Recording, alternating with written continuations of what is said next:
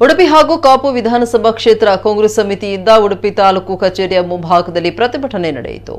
BJP ರಾಜ್ಯ ಸರ್ಕಾರದ ವಿರುದ್ಧ ನಡೆಸ್ತಾ ಇರುವ ಅಪಪ್ರಚಾರದ ವಿರುದ್ಧ ಈ ಪ್ರತಿಭಟನೆ ಹಮ್ಮಿಕೊಳ್ಳಲಾಗಿದೆ.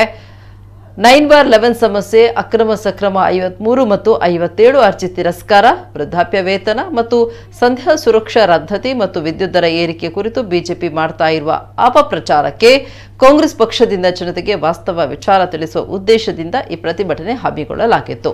ಸುರಿಯುತ್ತಾ ಇರುವ ಮಳೆಯ ನಡುವೆಯೂ ಪ್ರತಿಭಟನೆ ನಡೆಯಿತು. ಪ್ರತಿಭಟನೆಯಲ್ಲಿ ಮಾಜಿ ಸಚಿವ ಜಯಪ್ರಕಾಶ್ ಹೆಗಡೆ, ವಿನಯಕುಮಾರ್ ಸೊರಕೆ ಸೇರಿದಂತೆ ಅನೇಕ ಕಾಂಗ್ರೆಸ್ ಮುಖಂಡರು ಭಾಗಿಯಾಗಿದ್ದರು.